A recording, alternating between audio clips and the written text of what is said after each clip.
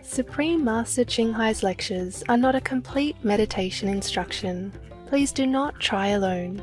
For free of charge guidance, please visit godsdirectcontact.org or contact any of our centers near you.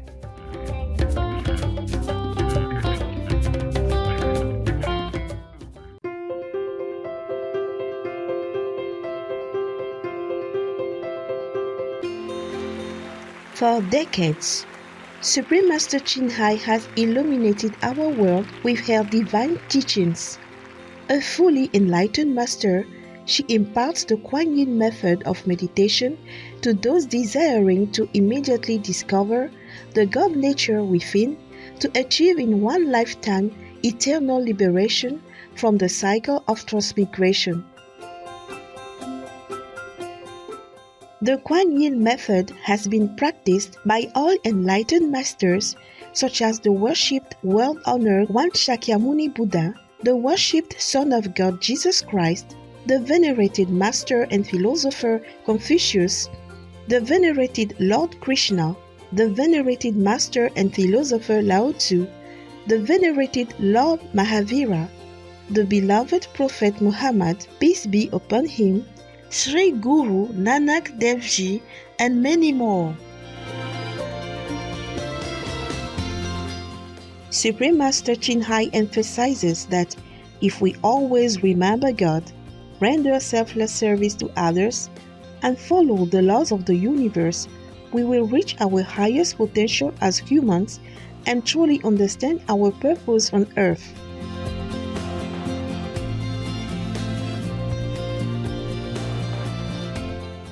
An extraordinary living example of compassion, she lovingly and regularly sends material and financial assistance to refugees, the homeless, natural disaster victims, and others needing relief.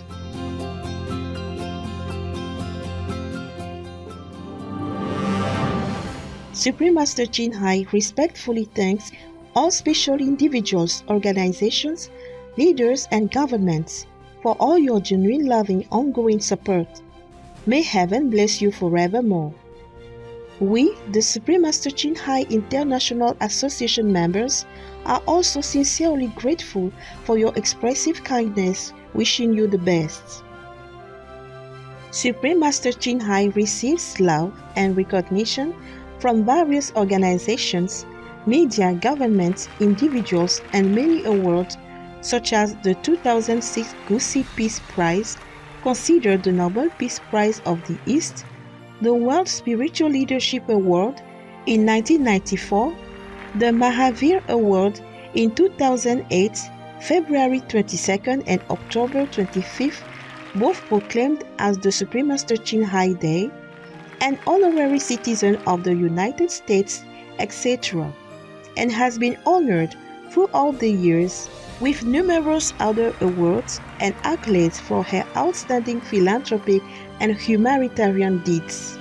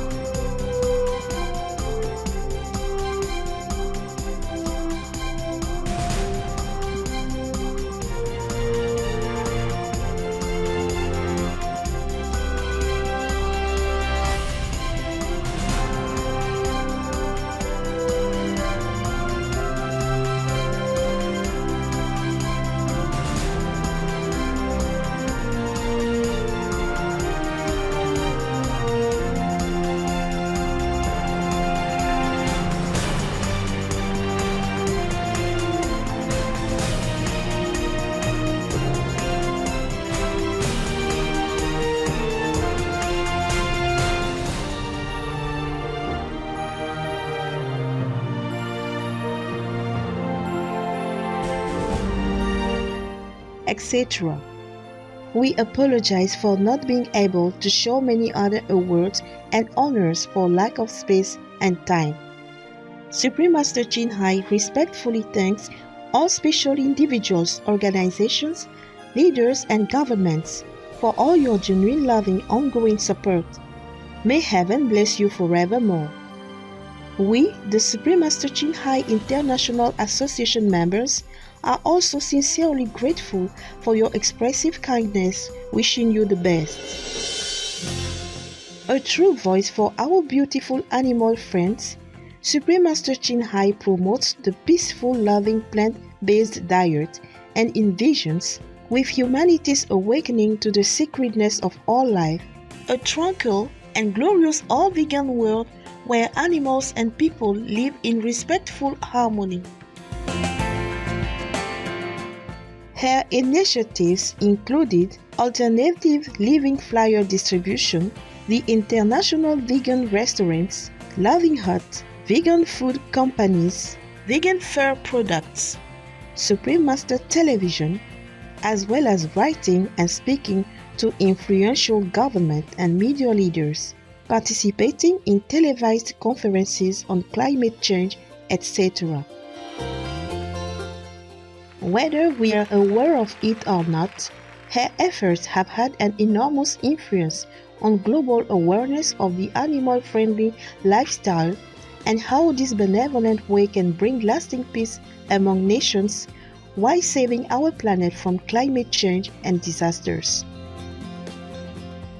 Supreme Master Chin Hai has traveled worldwide and held discourses with the public and her disciples on a variety of spiritual topics. In another work-related phone call on Thursday, February 11, 2021, our most beloved Supreme Master Chin Hai spent precious time to share her love and wisdom, answering some questions that members had on various topics.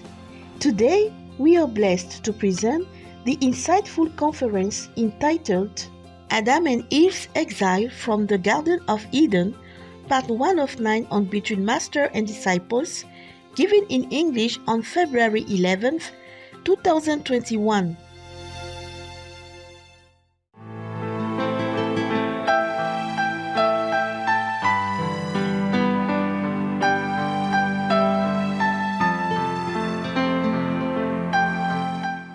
Hello, Master. Everything okay? Yes, Master. Can you see me? Yes. Yeah, the most important person. How can you not see, right? No, you are more important. Without you, we can't do much for SMTV. Yes. Thank you again, all of you. Huh, Gay? Thank you, Master. Tonight is New Year's Eve. Actually, first of all, I wanted to wish all the people in the world, including us, a better New Year, a better year ahead.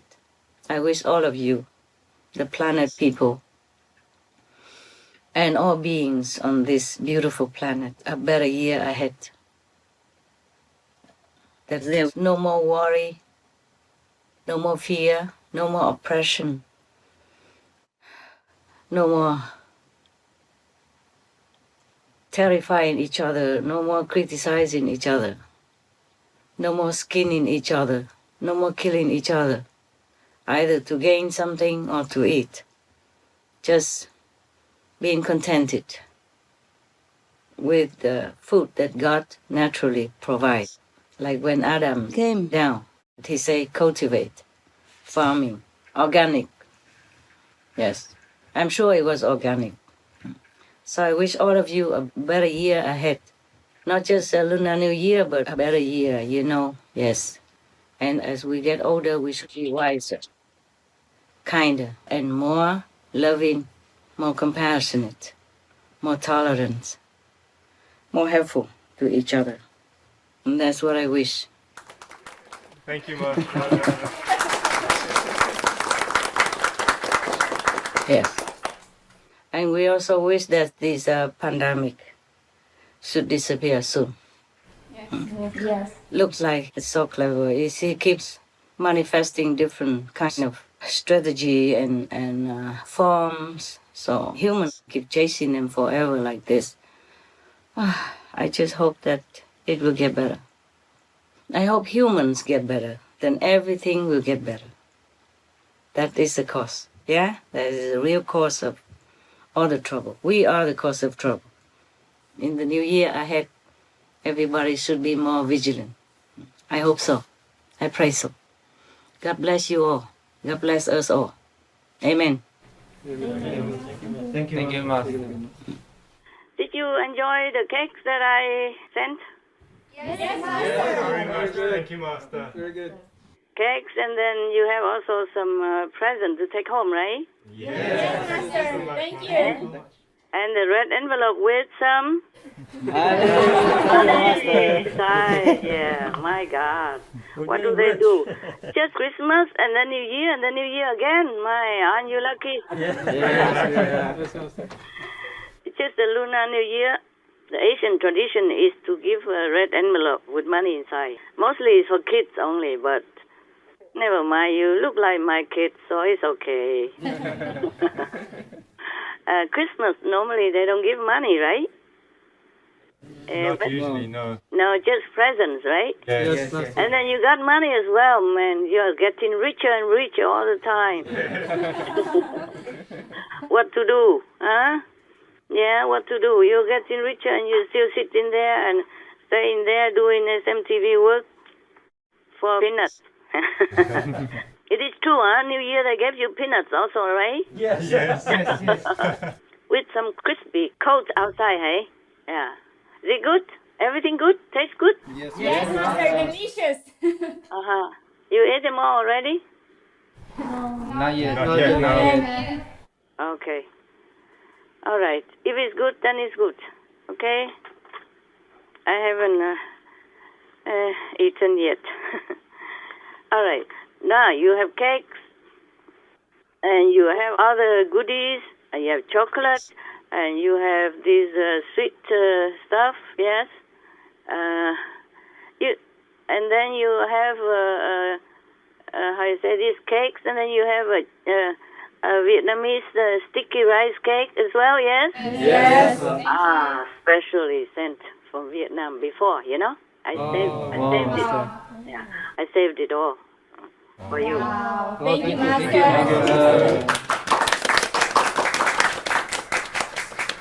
Oh man, I forgot to turn on the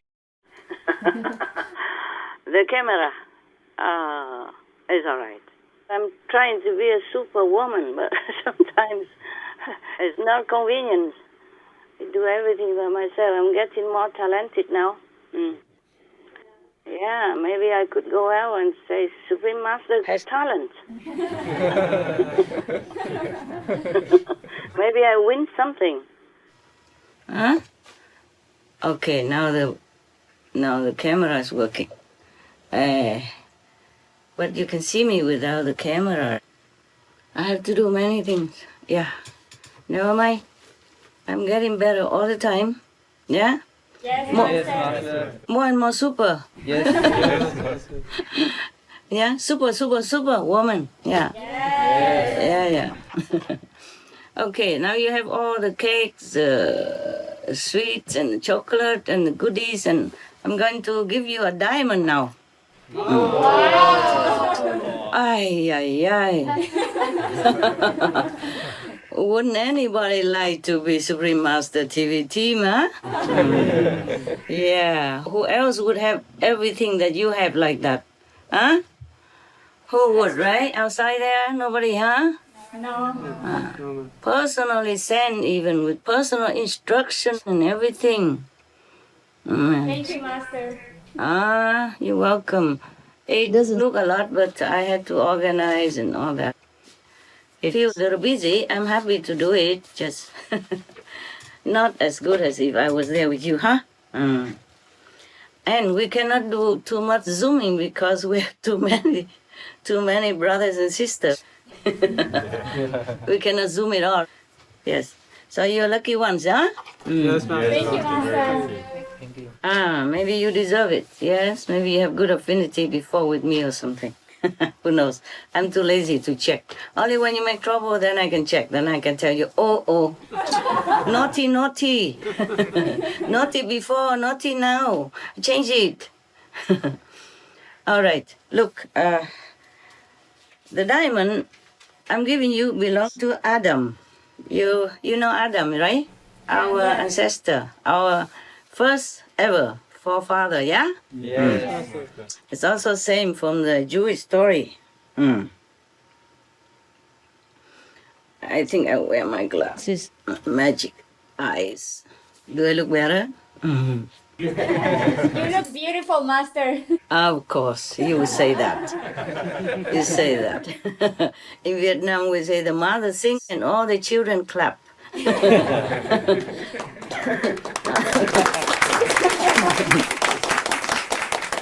I'm even better. I don't have to sing. I just cough and you clap. Look at that. The best mother of all. I have the best treatment. Yes. This story is called The Diamond of Adam. Yeah? Or Adam's Diamond. I'm not sure what it's like. I read it, but I have forgotten. Now, I pretend also that I first time heard it, because I forgot everything also. And you didn't know it yet, right? No, Master. You did not sneakily read the English book, right? I look at the English book, but they're small printed and they're all compact together, and I'm not so used to it yet. Also we have to find the author to ask for the agreement, yes, that we can read it on our TV. But this one, we already got the permission, written. Yeah. He's a nice man. I told you already, eh? Yes. Yes, Master. So we can begin now because it's New Year. You have everything, and now you have a diamond.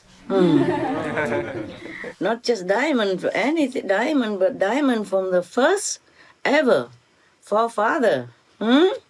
From God, eh? Isn't that something? Yes, Master. Yeah, I must remember to look into the camera and not look into your direction because they will see only my nose or my ear. Like usual, I always look at you, huh? Because rarely I can do this.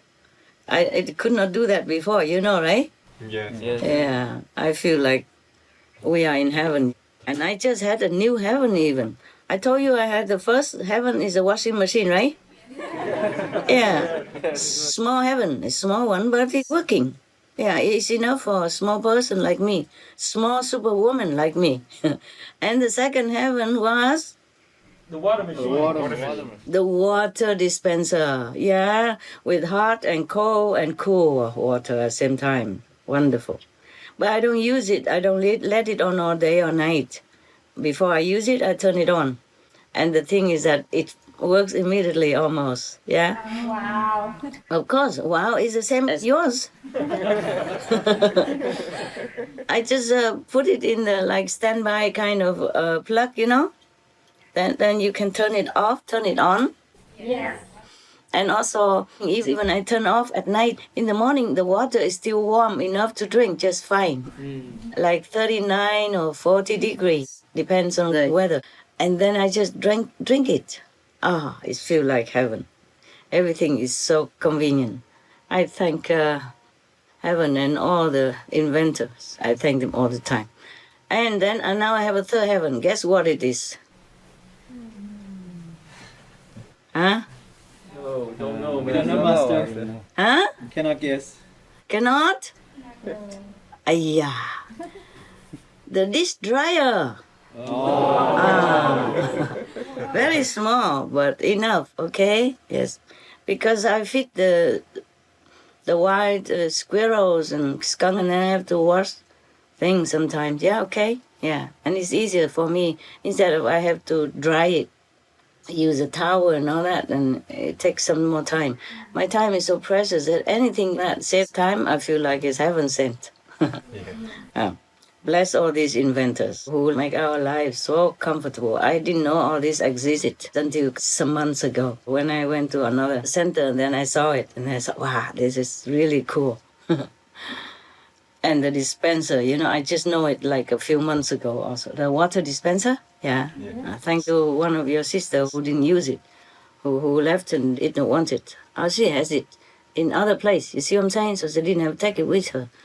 Nobody wanted it, so I said, oh, give it to me. I'm so happy. Yes. Yeah, it's getting better all the time, huh? Yes, Master. Yes, Master. Now, finish the calendar. This is an all year calendar now. Just a few more minutes, right? What time is it now? 11:36. 24 minutes left. 24 more minutes. Yes. Then you become an older man. Older woman. Like me. No, you have some more time to catch up. You will be there soon. Told you, it's nice to be old. Yes. As I don't know, I just feel nice. Because you have more wisdom. Huh? And also you feel contented most of the time.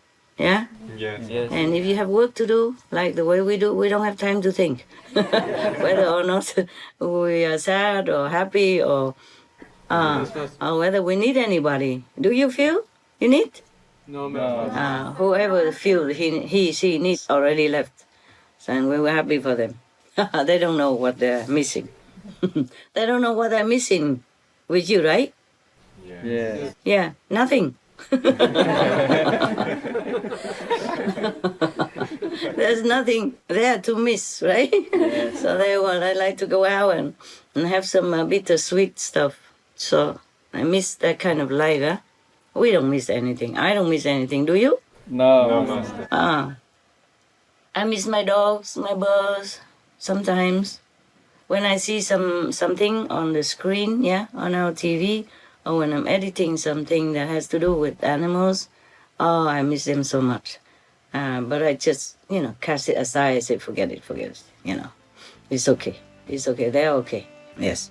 They have good people taking care of them. Yeah. They lack nothing. And I monitor how they're doing. Okay. It's good. You feel happy still, huh? Yes, Yes, Master. Thank you for everything. Contented, right? Yes. Okay, that's the most important. Okay, now we go to Adam. Go back to long time in the history. Before you and I ever exist in the universe. Perhaps I did exist. Yeah, because I was very old, very ancient. Oh, many people saw me as an ancient one, ancient Buddha or ancient sage or something. That has very deep wrinkles, yeah? So deep wrinkles that he has never seen such an old woman like that before. Why? Didn't he just never look at me? If he look at me, then he doesn't have to have that vision. It's the same, no? Huh? I see some wrinkles. We don't see any. Oh, of course, the machine cheats you. The machine does many things. It could even cheat the vote. Machine is very smart. Some people are scared already nowadays that we might be, dominated by AI. Yes.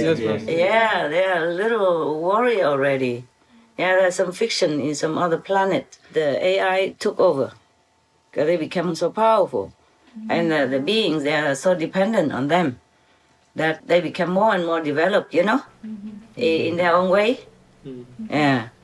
And they just took over and everybody was scared of them. And then they had to get together, had secret meeting about how to get rid of these domineering artificial intelligence robot.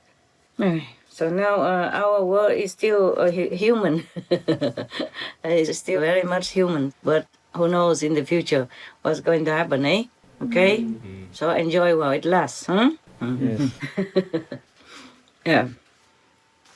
Because in those societies, I read it somewhere, in some of the planets, some of the universes, the artificial intelligence there was so sophisticated, so real, looks like you and I, and they're so smart. They can do many things, and they can answer all kind of questions. Excuse me, one moment, okay, guys? Yes. I'll be there in a second. Don't worry. I'm not going anywhere. The most difficult part about a conference or going out to talk in the public is the part of being ready, like getting dressed or getting makeup done. That's the most difficult part. But once it's done, oh, I'm okay. I really don't like dressing up and doing makeup. I have to remember looking through the camera so that people can see my pretty eyebrows. All right, now we go into the real calendar, Jewish calendar. Long time ago, when Adam was still in Eden, God took care of everything that he needed. But one time he committed the great mistake of not obeying God. All of you know the story? Yes? Yes. Adam and Eve. You Yes, know or not? yes, We yes, know, Master. Master. That he ate the apple in the middle of the garden, yes? Yes. Yes, Master. Fancy God. How can God punish a man just to eat an apple?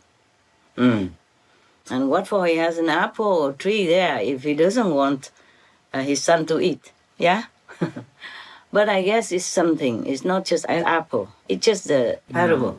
Yes. Maybe it's about the relationship, the physical relationship between a man and woman. Yeah, maybe. Maybe he shouldn't have done that. Shouldn't have that, close, intimate bodily contact with the female counterpart that God had made just to accompany him. Well, but God should have known, being a God without the physical body. He is all-knowing, or omnipotent, omnipresent, omniscient, no? Yes. Supposed to be. We, in this physical body, we have limitations. We cannot access so many things without having to go deep inside through meditation and contemplation. But God did not need to do much like that, right? He doesn't even have SMTV to run, no? Yes, Master. He doesn't have to cook his food or anything. Whatever God wants, immediately will appear. So I do not understand why God could not foresee this event between Adam and Eve. Yes. Even, maybe he has seen it, but he just let it be. Just like last time, the two angels, remember? The two fallen angels. Yes, Yes, Master. Master. We would think that the two angels who were so close to God would never do anything wrong, would never think even anything wrong. But they did. They did, and they failed miserably. God should know that. If he's the omnipresent, omnipotent God, then he should have known that. And he should not have planted the organic... Master, we don't see below your mouth. Oh, you guys didn't tell me anything. Was waiting to tell you. Okay, all right. You can tell any time, okay? Okay, Master. Yeah, don't have to be polite. Otherwise, if you don't tell me and I'm into my calendar, then the whole night you see me nothing. You don't. You're too nice, and then you won't see me the whole night through. After that, we finish, and then, Master, we have not seen you at all. Yeah, whom to blame, huh? Okay. It's good that you all look happy today. I can see the smile through your eyes, even if your mouths are closed. People can smile through the eyes, no? Yes, Master. Yes. Now, yes. I feel sorry for our forefather, no? The first forefather, because why did God tempt him that much? Yeah, first he made a woman. He should know a man and woman are not supposed to be together so close like that, right? Even the Chinese knew, the Vietnamese knew. We say nam nữ thọ thọ bất thân. Means the man and the woman should never be close together, not be so close, so intimate, and not touching each other, not even looking. So I wonder why God had not foreseen this happening. You think God has seen it beforehand? Yes. Yeah, he did, huh?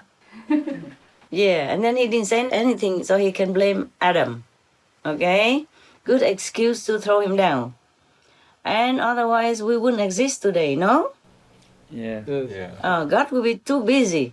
He has to make one Adam after another. He would make like, now we are like billions, right? Yes. Yes. If if Adam and Eve had not done anything together to make God so-called pretend angry, I think he pretended to be angry. And then God would have made all the humans himself, like the sheer number. He can foresee in advance, maybe. He can see that we will be billions. Yes. So he said, it's better to let them do it. But, you see, because if he let them do it in Eden, then Eden is so small. It doesn't mention that it has any vegetable or anything else except only one apple tree in the middle. Imagine billions of us. Huh? How can God rise us up? And no food. Huh? No drink. So it's a good excuse to send Adam down to earth and tell him he has to cultivate the land. Yeah? Farming and do anything with the sweat of his brow in order to survive. Very clever God, don't you think? Yes. I'm just guessing. Please don't be angry if I'm wrong. So, you know better. Now, that is the thing. That's what I guess. Maybe God planned it all along and then blame our forefather. Poor forefather. As all men, our forefather is also helpless. Yeah? Helpless in front of God. He is naive and innocent. And helpless in front of a Woman. woman. You know everything. How? How can you guess? Very smart. That is the thing, There are two things against Adam, one person. This is my calendar. It doesn't write in here. I have not come to the story yet. You want me to come straight into the story yet? No, Master, No. continue. We have time, right? Yes. Yeah, we can talk forever, listen forever. Our forefather Adam and Eve, they are the ones who caused their own downfall. And like the two angels, the two fallen angels that we have learned last time, they are the ones who caused their own downfall, right? Yes. Master. Yes. But in the case of Adam and Eve, there was a third person involved.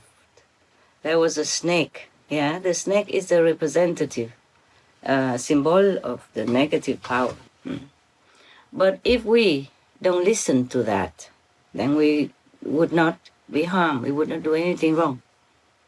It's also our fault that we listen to the negative tendency inside of us or outside influence. So we have to always keep vigilant. Where was I? We go back to the story, and then if I remember or not, it doesn't matter. We have another calendar anyway, another time. All right, so now, when Adam was in Eden, God provided everything that he needs. Yes. Only when he sinned, he disobeyed to God that time. Only the one time. So you think God is very strict, don't you? Huh? He made only one mistake. Only one time. And God kicked him out of Eden already. So compared to your master, she's more lenient, right? Yeah, it's not that. Just that God did not have Supreme Master television. I have. Okay? I have. I need you. The world needs you. And I work with you together. I understand your hard work. I understand your dedication. I understand your purity of love and protection for this planet. So I would not be so strict like God. That's the difference between God and this little superwoman. Huh? Okay? He doesn't have the Supreme Master television. Before the Supreme Master television, you remember I told you we just had tents, yeah? And we had no care in the world. We just went anywhere On the riverbank, we have water right there. We filter it, we cook. We use dry wood from the forest, and we had the water right at our feet. The tent we use just to hide in when it's raining. Normally, we all sleep outside. Or when it rains, some of your brothers just zip up to the neck and stick the neck outside. Like a turtle. Very funny. But we were very happy because we had no care, no worry. Yes. That is the thing. When we have something, we also have to be more responsible and take more care of it. And that is the problem. That's when the conflict can arise because of worry, because of deadline, because of too much responsibility or feeling too responsible. Like we have to put the best out for the world to look. And we have to do this, we have to do that. We have to improve all the time. We have to organize it, we have to coordinate, we have to fix the things, we have to edit, we have to ponder which one and what is good for the viewers, you see? And all that add up sometimes to the tension. That is the thing. When we have something, we also have to be more responsible and take more care of it. And that is the problem. That's when the conflict can arise because of worry, because of deadline, because of too much responsibility or feeling too responsible. Like we have to put the best out for the world to look. And we have to do this, we have to do that. We have to improve all the time. We have to organize it, we have to, coordinate. We have to fix the things, we have to edit, we have to ponder which one and what is good for the viewers. You see, all that adds up sometimes to the tension. And the viewers saw me, and then that adds up also to the tense energy. That just makes me also sometimes, often very tense. Yeah, very tense. The karma of the world. Yes. Yes. Listen, God has only two kids, Adam and Eve at that time. And he is so aggravated like that, that Adam ate only one apple and he kicked them out, both of them. And here we have a lot of responsibility, a lot of work. And so if sometimes we have a little on edge feeling, then it's normal, okay? Yes, Master. No wonder God was very tolerant to humans, because he said to the angel, it's so easy for you to be dedicated and working smoothly because you're made of fire. I think maybe fire could also mean light, huh? And humans are made of earth, of soil. Therefore, it's heavier. It's a more inert material. Yes. And the other material is, you can see, okay, even if it's fire, it's very light. Nothing you can catch. And you better not catch the fire. Anyway. And now you have it, now you don't.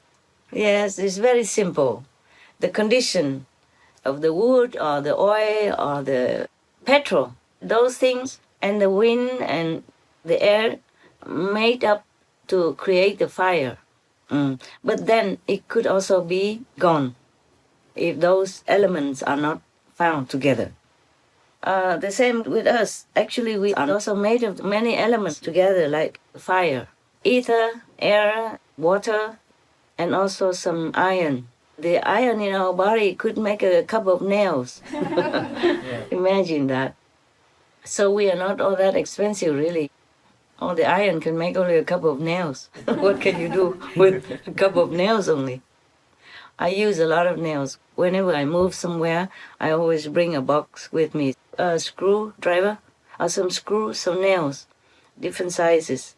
And then I will nail them wherever I can to hang my clothes or to hang the stuff that I don't have space for, or I don't want it on the ground. But if we take some nails inside our body, only a couple, then we cannot do much, right? I need more than a couple. You too, if you need them. I'm very handy. Everywhere I go, I take some very handy stuff, like some metal wire, very thin, easier for me to twist them. And a hammer, a screwdriver, a Swiss knife, and what else? The pliers. These I always take, mostly when I can. If I'm too in a hurry, then I cannot, of course, but then I would ask to buy, or I buy it myself. These things are very handy. Yes, you can do many things with them. You can also stretch them outside to hang your clothes, like that.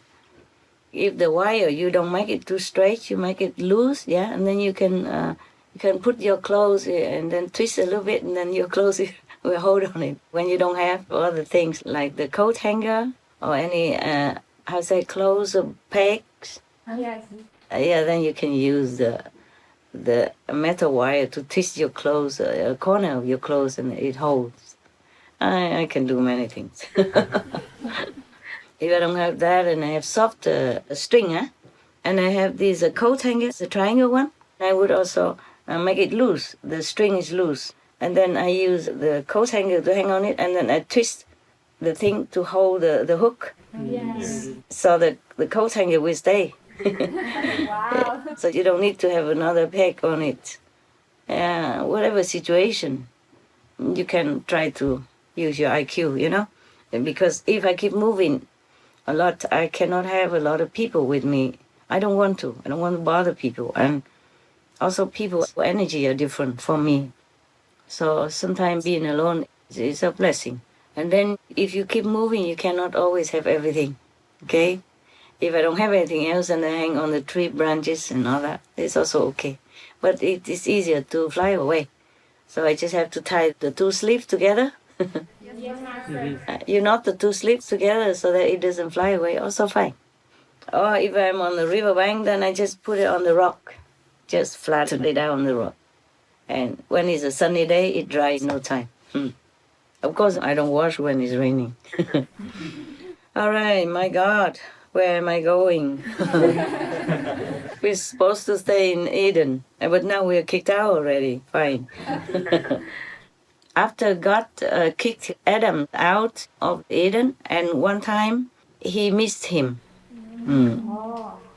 He missed him, and he felt sorry that he had kicked him out of Eden into the hardship of the material world, that he has to sweat to find a living, you know, to find sustenance, like planting vegetables, planting another apple tree from which he can eat as many as he wants without God watching, yeah. But it's a hard work. The farmer's work is very hard work. Yes. I wonder maybe that's the way God ordained us to do. That's why farmer people, they are very happily married. They say the most happy marriage is a farmer's marriage. Maybe because that's the way we should do. We should labor with the sweat of our brow in order to find the food to eat. Maybe that's the way God ordained it. Maybe that's why farmers are happy. They are the most happy. And then the next is, I think, doctors. And the other is business, business people. There were 4 or 5 types of marriages that last longer and unhappier. That's what they said. But I remember that farmers are the most happily married people. Maybe they toil together every day. Yes. One has to rely on the other. And then at the end of the day, they can harvest their own food and feel contented. And the food that they harvest is fresh, is next to them, with their own energy permitted in it. Thus, I guess they feel healthy and happy also. Yes. This farming food doesn't have to go through any long distance and be contaminated or maybe influenced by other people's energy, mood, and maybe sickness even, just like now we have with the pandemic. Yes, Master. So everything is contained in their own environment. Actually, there's somebody that has said to us that we should eat local, within a 50-kilometer radius, not further than that. I guess because of energy, the question of energy. Because even though you live with other people, but within the 50-kilometer radius, you are mixing already with them together like a family. The energy is kind of harmonizing with each other. So it's not too far from your own elements or your own energy. Thus, when you eat these foods, you do not feel too much conflict. Yes, with your cells, with the elements within your own body. That's what I guess, I think. So now, God one day sitting alone, I guess he's lonely, eh? Sit alone in heaven and then remember Adam and feel kind of sorry. Yeah. So one day, God went down to the material realm to look for Adam.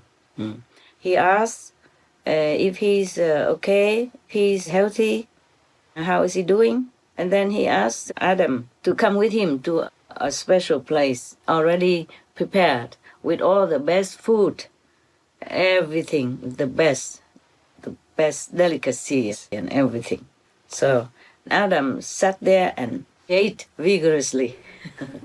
After Adam ate and drank to his heart's content, God asked him, "Hey, Adam, now do you wish to go around the whole material world so that you can have a glimpse of everything or not?"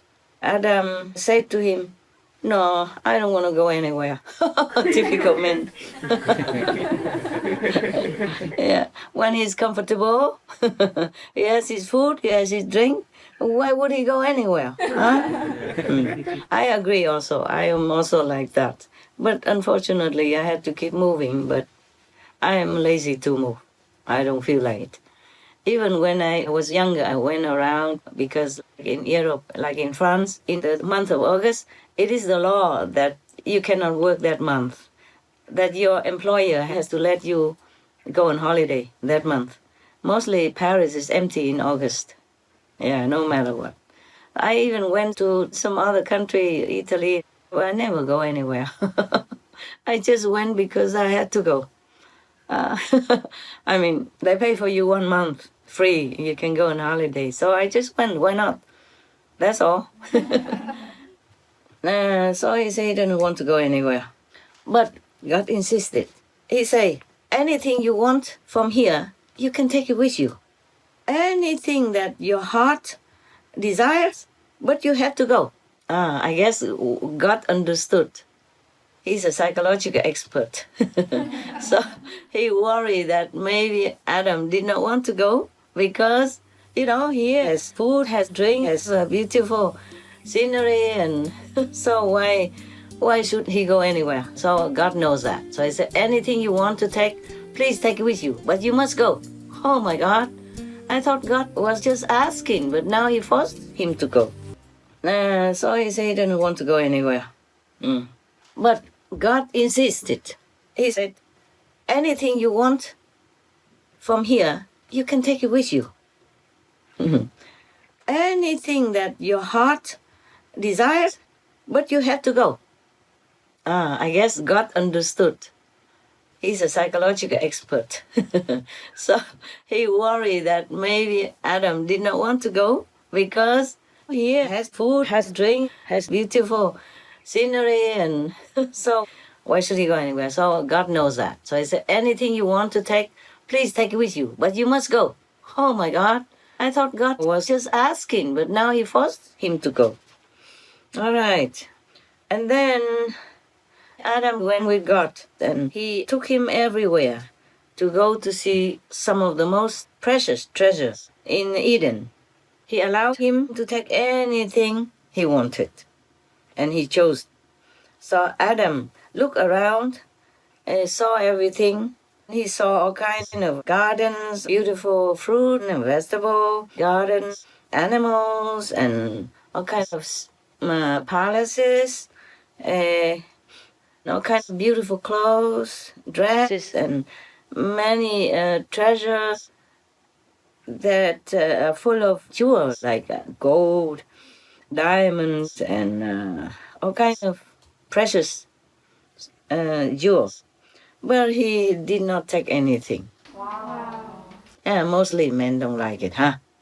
Only women love to have this stuff like me. I don't really love them that much. They just here already for a long time. It happened from last time that I took it with me because I changed the place and I didn't leave it there, so I put it in my bag, and today I just saw it, so I just put it on. Finally, Adam went to a treasury and to a store full of diamonds. And each diamond was as big as like a watermelon. Yeah, and shining brilliantly. He was thinking to himself, even with just one big diamond like this, I can live comfortably all my life. So then he agreed. He took the diamond, then he agreed to go everywhere to have a look in this world, in this immense physical world. He took the diamond and he went out of the gate of Eden. Behind him there was one angel who accompanied him. When he passed the gate of Eden, Adam turned his head and looked back, and he saw the sword, the gleaming swords of the seraphim, who are the guardians of the gate. Then he felt very sad. Suddenly he felt very sad. He wanted to change his mind, but it's too late. It's too late. So he had to continue to keep going until he found a stream of water, a long, big stream. And then he was thinking how he could cross to go to the other side, because the stream is big. Maybe a river, yes. It says stream here, but it could be a river. And then he stopped there, thinking. And the angel that accompanied him up to now asked him, "Why are you hesitating?" He had not finished his question yet. He used his hand to push Adam from the back and said, "Cross over the river now, fast, quickly." So Adam was pushed from behind and he lost his balance. Also the diamond fell into the river. He screamed at the angel. He said, "Why?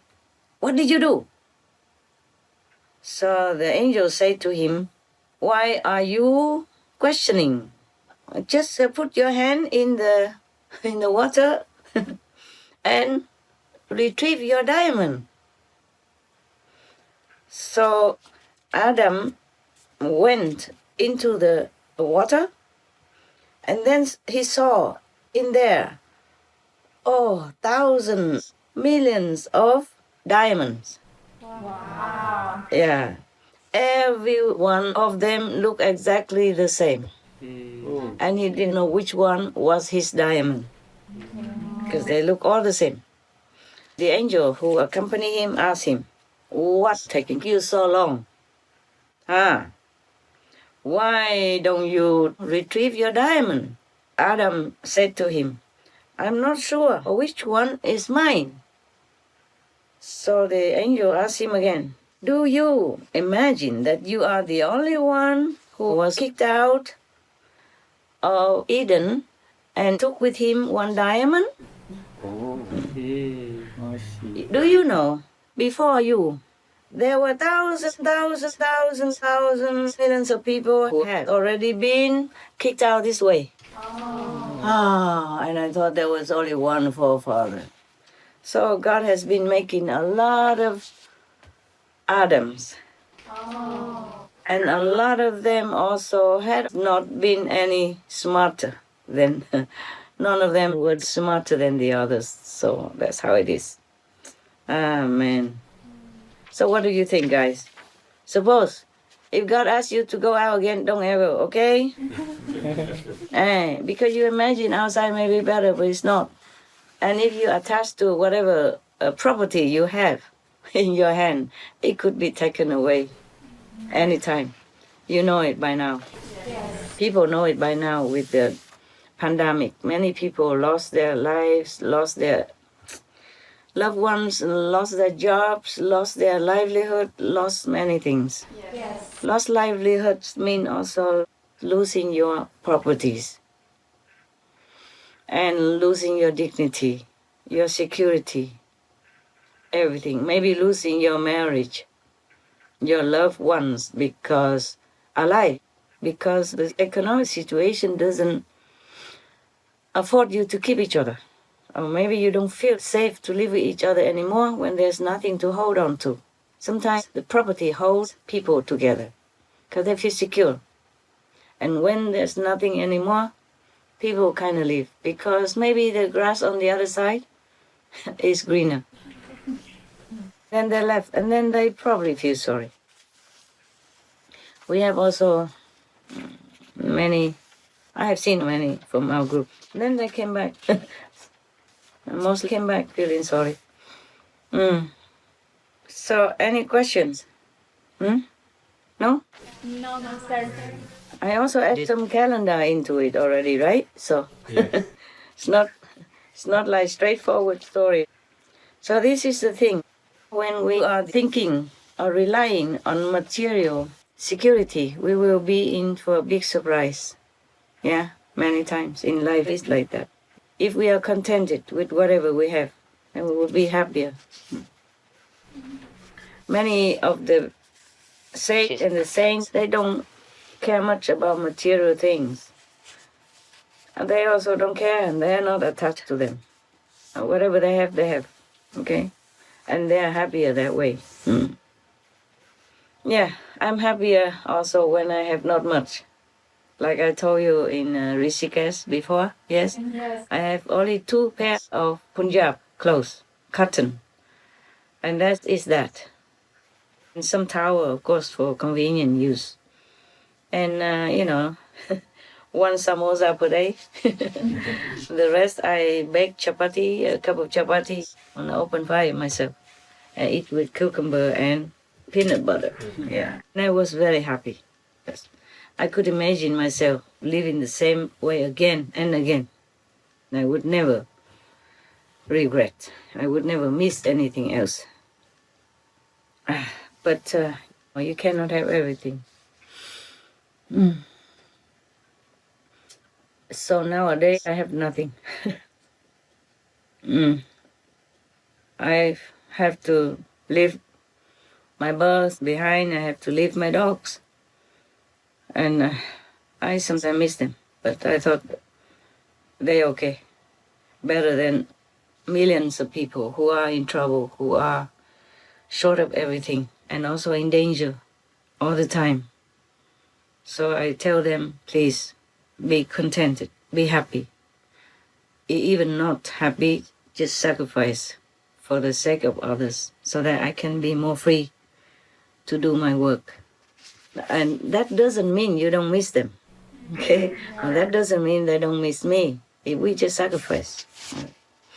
And I thank all of you also if you sometimes feel sad or homesick or something, but you decided to stay and work together for the sake of a bigger picture, a bigger family, like the world.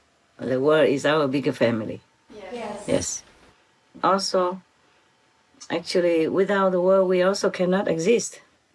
Yes. Yes. We owe them the food that we ate and eat, and the clothes that we wear, and the comfortable things that we have every day. I'm very grateful even for the light, for the telephone. I told you I'm grateful for everything. Yes. Yes, truly like that. Very grateful. I'm grateful to the sun, the moon, the stars. I thank them often, whenever I see them. All right, we can continue with the Adam story. You want to? Yes, Yes, Master. Master. Thank you. So I know I've done this one. Originally, I opened and there is a story called the gate of the paradise. But then I thought, oh, it's New Year, I should give you a diamond. And I saw we lost it. Our father lost it for us. This is a story where God wants to tell us that material things are not reliable. Yes. And if he stayed in the paradise, he would have had all these diamonds. He wouldn't have even needed it. Right. Yes. But he was not contented. Yeah. He made mistake, and God gave him a second chance to go back to Eden. And then he forgot it again. He's tainted with some worldly thinking. He was thinking, oh, if I have one big diamond like this, I could live outside easily, comfortably. Yeah. And then lost the diamond. Maybe lost life also, of course. Yes. Take one diamond and lost it. So he's not going to live comfortably again, no? As the way he imagined he would. We always imagine the grass on the other side is greener until we go there. This is the thing. With our mind, it tricks us all the time. All right.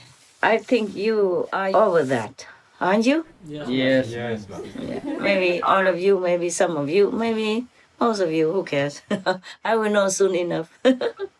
Sometimes I thought like that. I'm kind of naive. I trusted everybody. Until not. All right.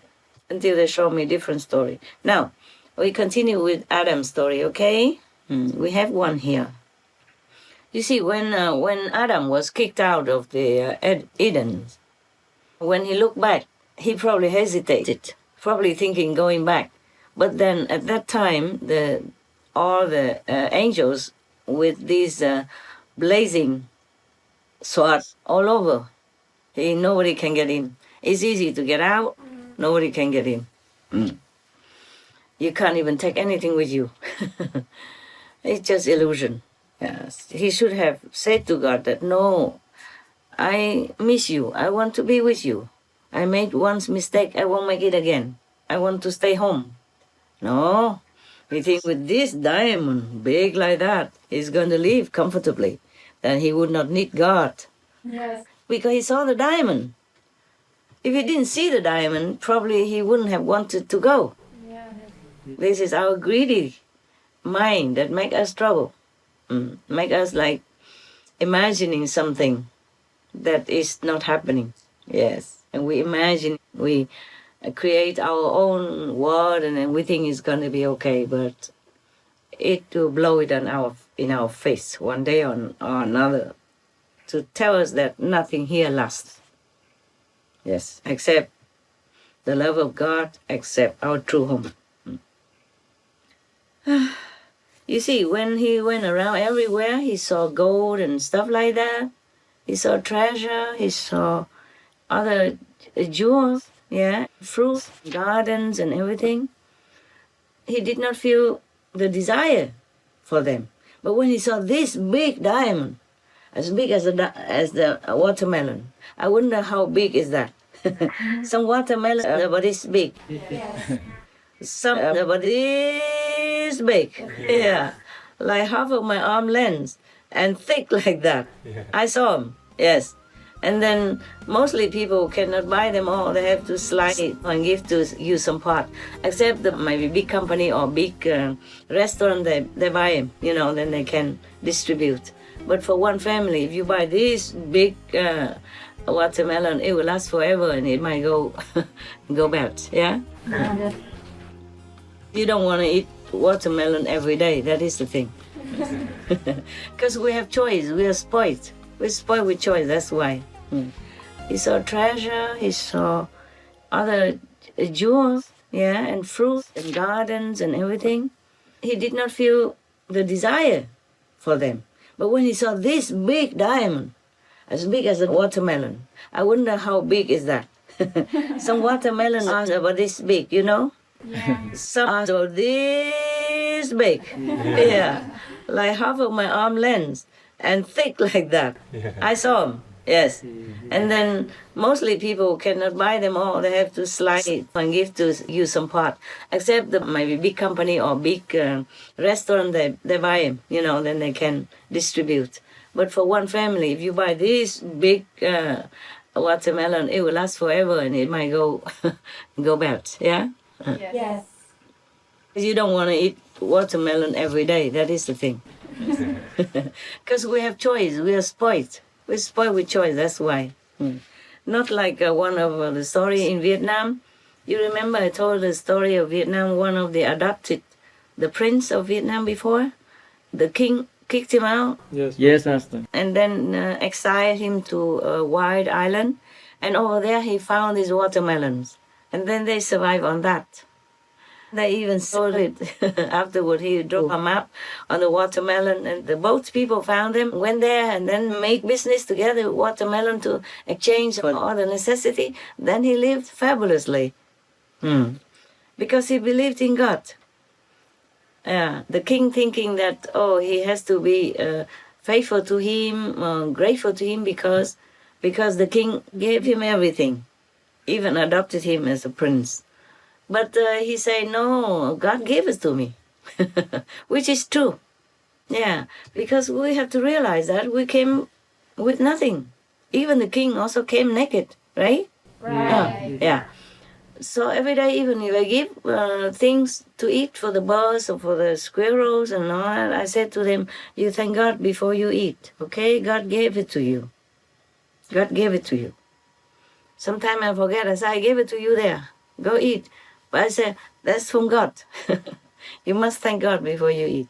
I never thought it's from me, even if I say that. Same with all the charity or even the lecture I'm giving. In my heart, I always know it's from God. And it is true, because after I talk to you, I hardly remember anything. Whenever I have to kind of edit the BMD that you give to me, to ask me whether or not it's okay, any mistake or anything, and then I read it or I look at it, I saw it, it's like brand new to me, like I heard it the first time. Of course, I remember one bit here and bit there. When something evokes my memory, I remember, but I don't remember the whole thing, just one or two part of it. If I'm made to remember, if you let me see the lecture I made long time ago, like 10 years, 5 years, back then when I was a beginner, I don't remember a thing. And if you give it to me to edit or to check, recheck, I sit there with big eyes, like white ears, fascinating. I was mesmerized. Wow, that was really cool. Really nice, really wise, you know what I'm saying? Yeah. Not because I said it, because I forgot it all completely. And I had a chance to look back at, oh my God, I forgot everything. And I just sat there just like I never saw it before. I sat like, wow,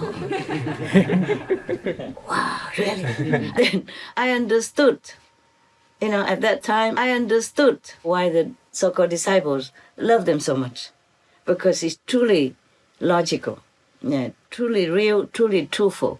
And there's nothing you can debate about it. There's nothing that is not to like, okay? Yes. Okay, right. So now we go back to Eden, or outside Eden. We're out already, kicked out already. Thanks to our forefather Adam. So God made many Adams, eh? We thought only one. And they all made the same mistake.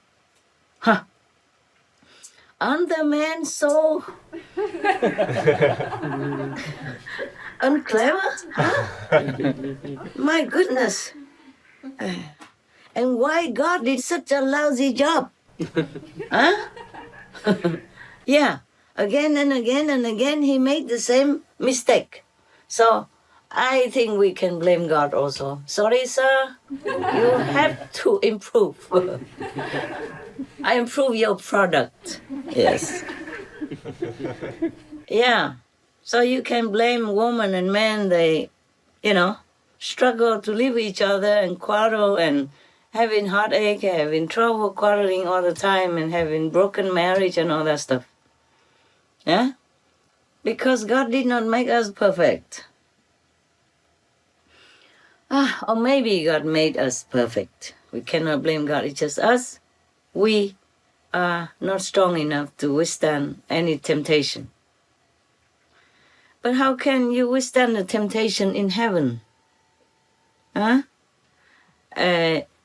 Even here on earth, we are tempted many ways already, right? We cannot even stop our desires of one thing after another. But in heaven, the things there are much, much, much more glorious, much more glamorous, much more tempting, much more beautiful. So how can Adam not fall? You see what I'm saying? Yes, Master. Mm. Maybe God knew it. Maybe God wanted him to fall. So that they go out of Eden and spread all over, multiply into children and great-great-grandchildren, and then fertilize the whole planet. Make more apples. Thanks to Adam that now we have apples to eat, no? Probably he knows how to plant apples, okay? From Eden, yeah? Probably he took one or two seeds. Maybe before God kicked him out, God gave him many seeds, yeah, to cultivate all over the planet. That's how we have so many things nowadays. Yes, isn't that a miracle? You don't even know where it came from. You were born, you grow up, and there we have apples already. Yeah. We have watermelons, we have apricots, we have grapefruits, we have grapes, we have jackfruit, we have durian, we have, oh my God, all kind of things, yeah? All kind of fruit, all kind of beautiful vegetables, and beautiful trees, which give fruit, give shade, and give oxygen. Yes.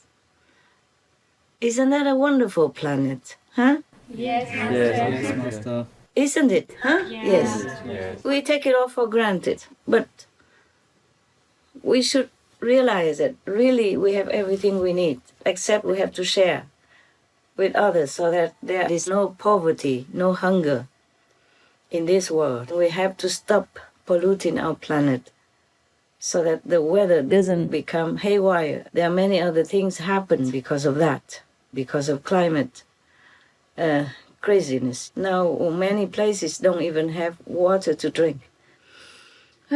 Many places on the planet don't have enough water to drink because we populated more and more people all the time, and then the climate is not favorable for more people.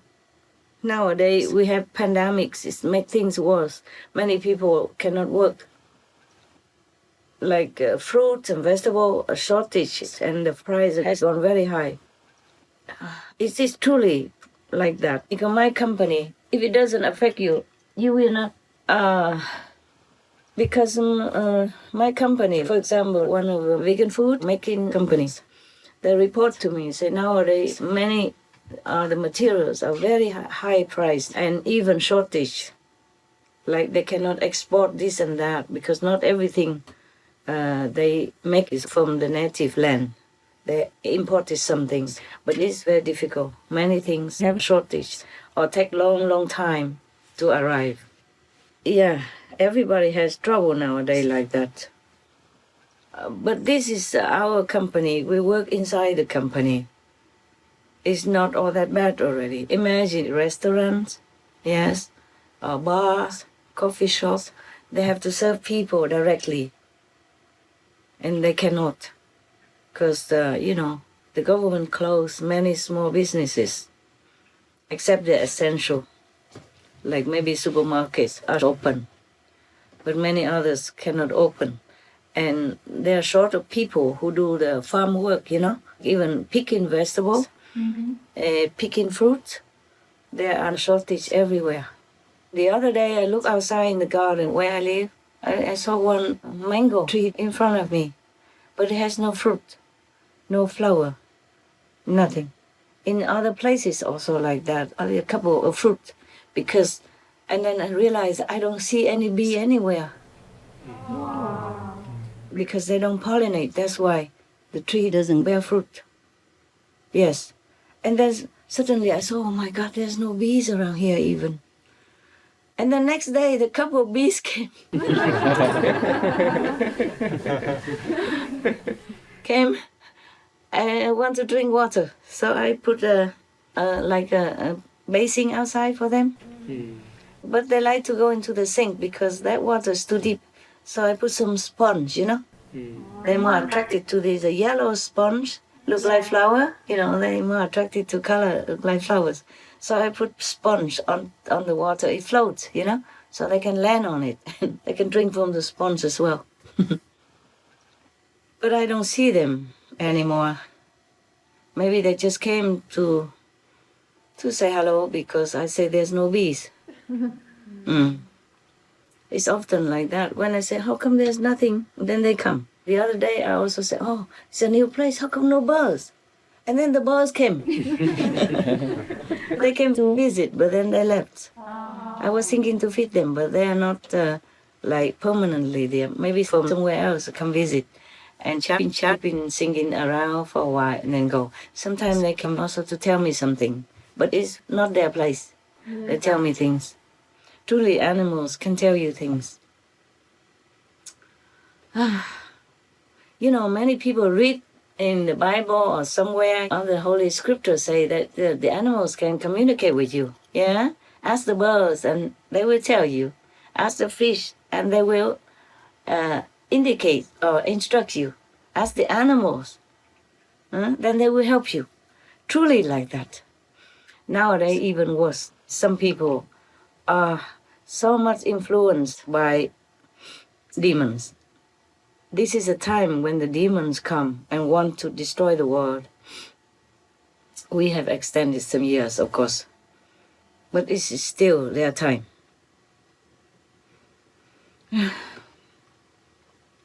So even the top religious leader, I heard them say something truly more than nonsense.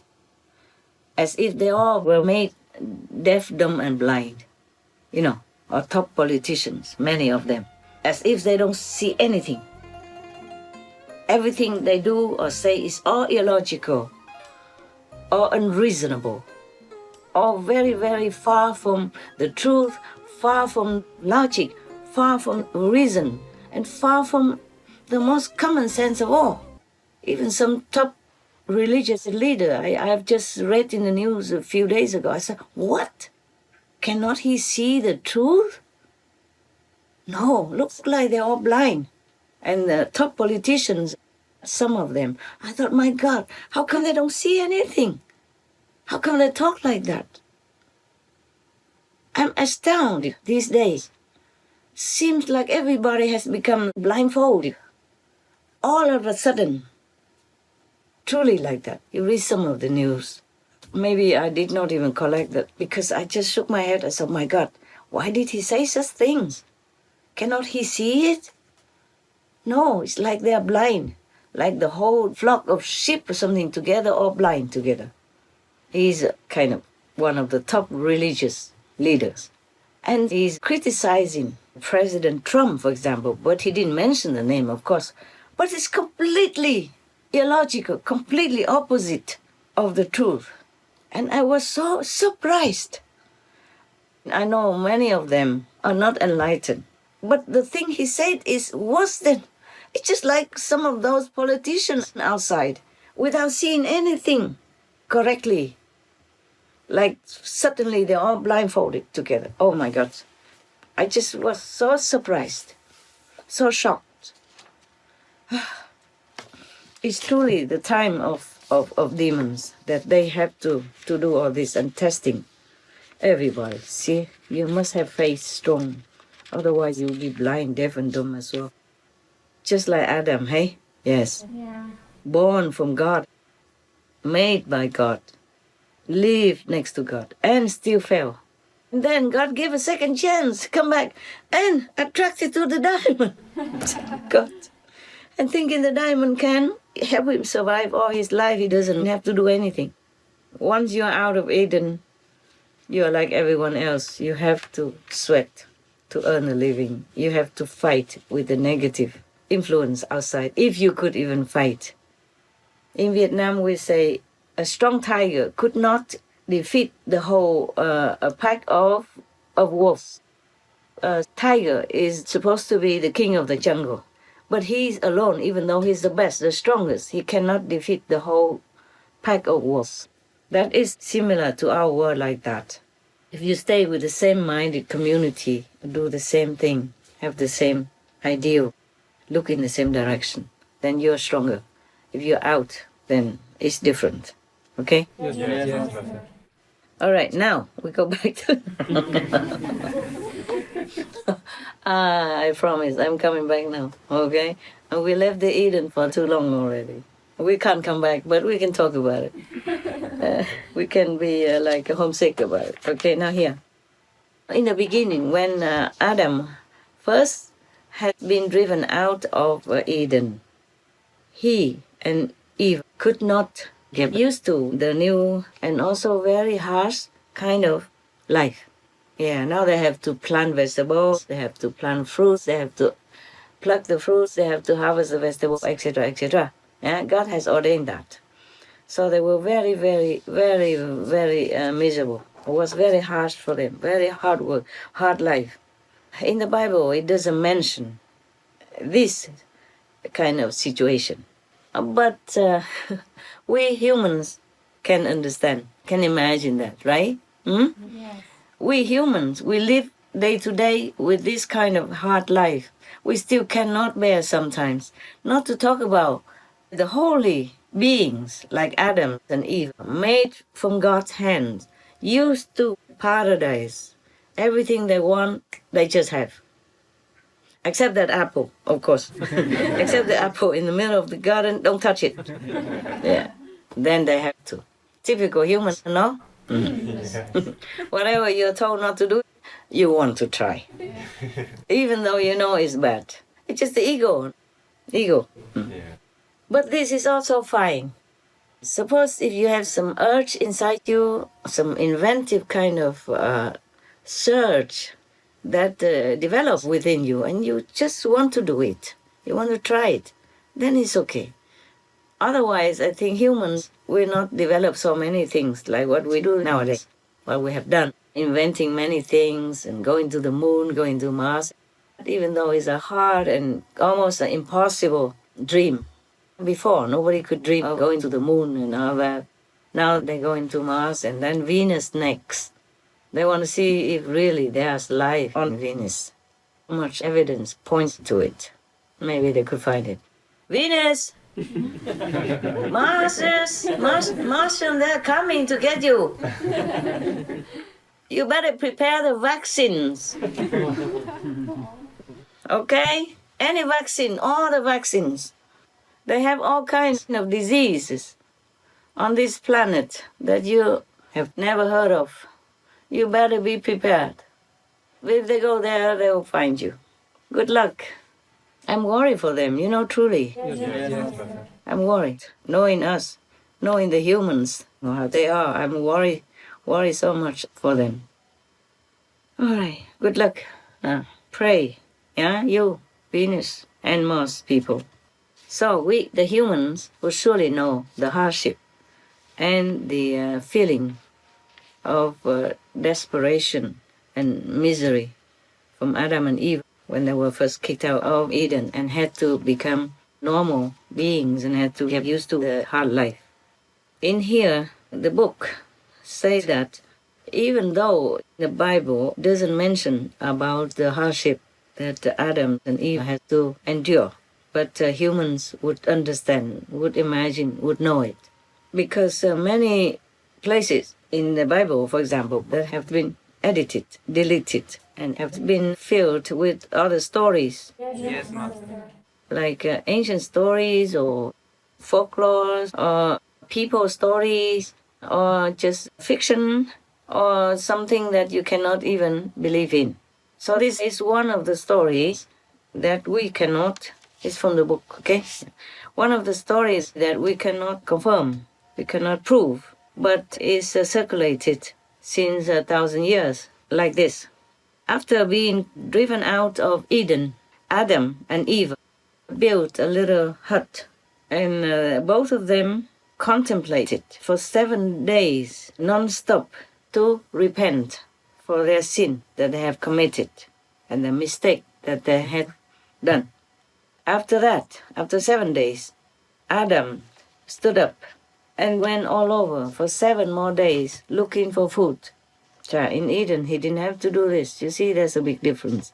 In this time, I think they have not done the farming yet. They have just been out of Eden, and they sit there 7 days long, repenting, regretting, and praying. And then after 7 days, probably hungry, yeah? The retreat's over hungry. So he went all over looking for food. He had not found anything to eat because his main profession before, and it's probably the first ever profession, occupation of all humans, is gardening. So he found only dry hay and dry grass, which are reserved normally for animals. So he suggested to Eve that both of them have to do more penance, more repentance, and hope that God will forgive them one more time. For Eve herself, she went into the middle of the Tigris River. She stood on top of a rock, and the water rose up to her neck. She stood there, not speaking anything, for 37 days. Wow. This is the legend, okay, that circulated since thousands plus years. And Adam also stood like her, but in the middle of the Jordan River, both the different rivers, for 40 days long. On the 38th day, Eve saw Satan and was cheated by him, deluded by him again. Satan manifested himself into a being like an angel. And Satan came and begged Eve to come with him up to the bank of the river. And then he will find something for her to eat. Eve could not withstand her hunger. So she left the water, went to the bank. And at that time, she immediately realized that this was Satan. No. Eve went up to the riverbank. But at that time, Adam recognized that this real entity was Satan. So he yelled at Eve. He yelled loud at her. He said, "How can you let yourself be fooled by our enemy one more time, huh?" So Eve could not withstand this mistake again. She could not feel comfortable again. She felt very, very bad, sinful, guilty about this second fall by temptation. So painful. She felt so painful, so guilty, so bad. So she fainted, fell down on the ground. Oh. Poor Eve. She's only a woman, weak. Physically also, yeah? Physically, women are weaker than men and smaller, the size, always the same. But I wonder why God made a woman from a man's rib. I wonder how big is the rib? Even if we are small, but how big is Adam's rib? Yeah. Yeah, Adam must be like 100 foot tall. Yeah. And his rib must be your size, or my size at least, yeah? I'm small, but this is a big rib. I'm a big rib. So I wonder all this story. Yeah, but of course with God everything is possible. Yes. I have to look into camera again. I keep looking at you guys. You're so attractive, my God. No wonder I'm sitting here, not in Eden. All your fault. Okay, now. And you're all wearing masks. Imagine if you don't. Huh? Yeah. That's because you're vegan, huh? People cannot take their eyes off you, right? Yeah. That's what the animals told us every day, no? On our TV. So now Eva felt absolutely like rubbish inside, rotten and so guilty, so she fainted on the ground. At that time, Satan, the king of devils, told Adam, "Because of you, I was expelled from heaven." Satan, this is one of the fallen angels, I guess, yes? So he accused Adam. He said, "Because of you," because Adam is human, one of the humans. It's because of you I'm expelled from the garden. When your form had been just created, I was kicked out. of paradise, out of the sight of the holy face of God. And then I was also dismissed from all the angels' company, from all the angels' unit, yes. So after Adam heard that, he begged God to please place this enemy far, far, far, far, far away from him. Because this enemy has always wanted to ruin, to destroy his soul and his purity. After that, Satan became invisible and disappeared out of sight of the humans. And then Adam ends the period of repentance and begins new life. With his wife, Eva, of course. Okay. So, end of the story. Thank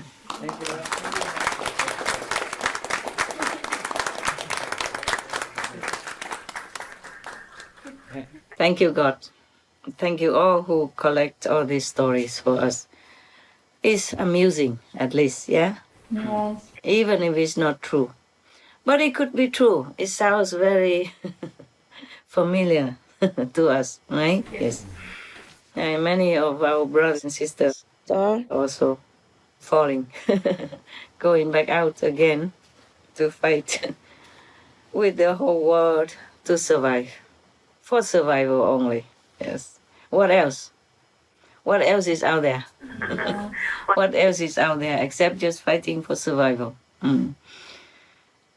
Maybe you have a flashy car and you have only a golf cart to run around.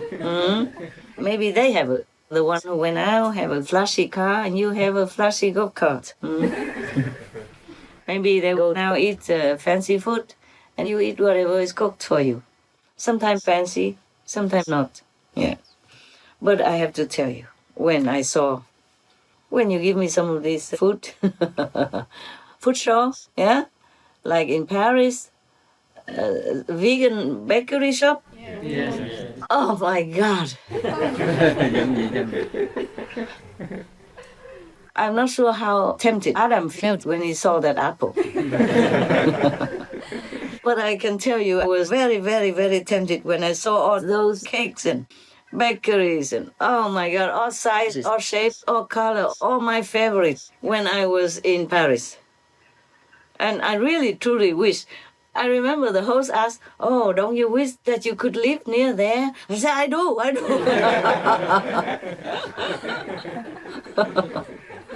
Oh, man, yes. No wonder we have so many apples, because once he tasted it, he will remember forever. So he kept planting apples. We have a lot of apples, yes. And also invoke in you something, yeah, these kind of sensual pleasure feelings. So don't eat a lot of them. The kitchen gives you a lot, huh? Apple, right? Yes. It's okay. You eat with many other things, so maybe okay. The problem is that maybe Adam ate only that apple that day. He should have eaten it with like organic brown rice or Loving Hood made protein and stuff like that. Then maybe it's not so concentrated, huh? It could dilute it. It would probably have had less problems. Any questions? Anything you want to tell me about this story? Yes, Master. Tell me. Wow, nice clothes for New Year. Nice. Don't kneel, it hurt your knees. Yeah, just sit. Is the floor clean? Yes? Yes. Okay, sit please. Yes. For the origin of life stories, in previous lectures, Master talked about the Buddhist stories where we were ethereal beings, we were invisible, and then we slowly drank the ocean and ate the foam of the ocean and became more materialized. And then became humans. How does the story of Adam and Eve work into that? I wasn't there, baby. I guess similar, hi? I guess it's similar. The Buddha story was that we were originated from Brahman heaven, the third heaven even, very high. And then we came down. Originally, we can fly. We are light. We are not heavy and solid like this now. We can fly anywhere, and we can do anything, go anywhere that we want. In the beginning, this world was empty. There was nobody. One of the Brahmins saw the throne is ready but empty for a leader. So he went down. He sat on the throne. But to be a king alone is very, very boring. So he needs some more company to be his subject, to rule, to feel important. Thus, slowly, he attracts others, tell all of them to come together. Okay, originally everyone is like heavenly beings because we came from heaven. Third heaven is very big deal already. Many people, many monks or priests, they practice all their life very, very ascetically. Still could not even reach that unless you have a real method. Because the method, the real self, has nothing to do with all the material things. So if you punish yourself or if you do too much asceticism, deny yourself many of the material pleasures, it has nothing to do with the soul. The soul doesn't even need anything like that. Only if you go inside and be yourself again, be the soul again, and disconnect with this body. That is then when you recognize yourself, and then have more power, and then you can go to heavens, because the soul will understand where to go. Not the body, not the mind, yes. In the beginning, even though we also have other kind of body, but the third heaven body, not the causal body, not the astral body even, the Brahmic body, very, very big shot already. And then come down, everybody has fun and fun and fun. They saw things on earth, they wanted to try. Originally, they saw some form, some kind of form, probably not just form, but maybe some kind of jelly, something that manifested by the water, and then they just eat that and feel it's good, and continue eating. Perhaps those, in the beginning, there's some sea beings, sea materials, just like maybe seaweed or something, but it wasn't so solid like the seaweed that we have now. Probably in some kind of transparent form, or very tasty, delicious, or because the body of the Brahmic being never tasted any such thing. So when he tasted it, it was time. It felt so good. But then they continued to eat that for each other. Hey, try that, for fun. Because they had nothing to do. Imagine, you have everything. All the power. You can fly everywhere. You can manifest things. You can read each other's minds. You have no hindrance. Because your body is almost like ether. And then you are bored. Yes. Yeah? I guess that's why the angels fell. Because too bored. Too good. Everything is so smooth, so easy. Whatever they wanted to do, it's just simple. Whatever they wanted to have, at the blink of an eye, they have it. So maybe too boring. More boring. And that was the reason also this was what created in another kind of legend, that one practitioner stood on one leg for many, many kalpas to worship God, so that he can have a boon. And then God gave him a boon. Say, what do you want? And he said he wanted to create a world in which he rules, because the world that you created is too, not just boring, but too regular, Nothing interesting, nothing striking. So he wanted to create a world in which he rules. So God promised already, and then he created the world like this. Okay, right now. So maybe that's why the heavenly beings, they came down. Some of them, they fell. Because they wanted to have something different. Yes. There's another story, like one of the saints going up to heaven, he saw some people are staying together in one very dark place full of smoke and toxic kind of air and dim light and all that. They stay there and playing cards together and drinking wine or alcohol and stuff.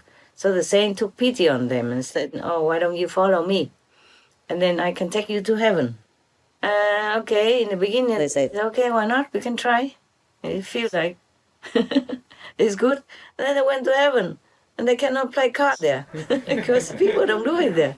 And after a while, they feel bored. They want to go back into that dark and filthy, smoke-filled and toxic place just to sit there and play cards together. Habits die hard. Yeah, that's what we say.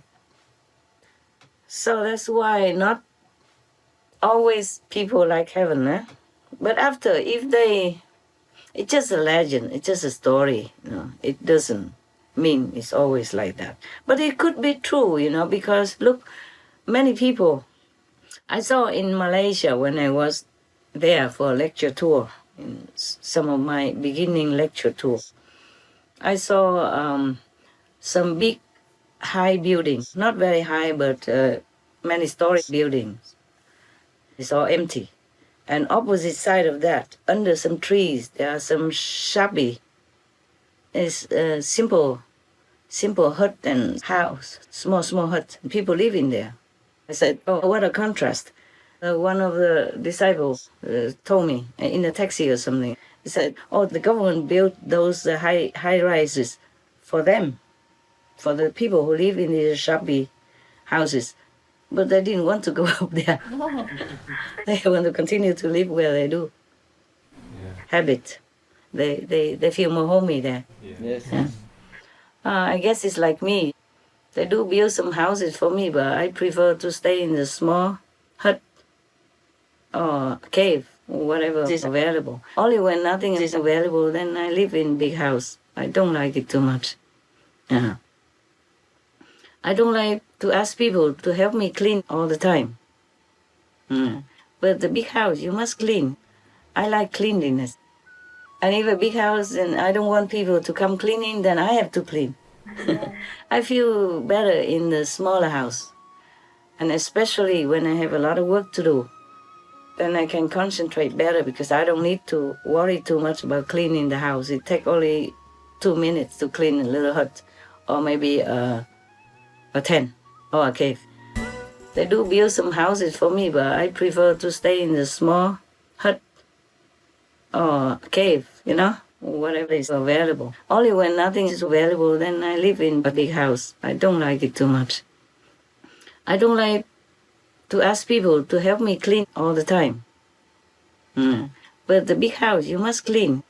I like cleanliness. If a big house and I don't want people to come cleaning, then I have to clean. Yes. I feel better in the smaller house.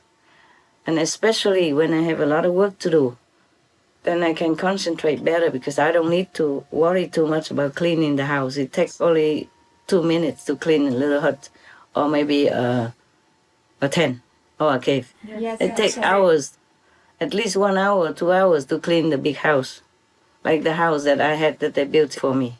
Yes. I never lived in that house, I told you before I did not. Just for a while before I have the cave built. I lived there for a while, but I never liked. And then so after the cave was built, before that I lived in the tent, and they took the tent away. They demolished all the grass and the flowers that's natural around me, and I came back, I don't have anything. Then they built a big house for me.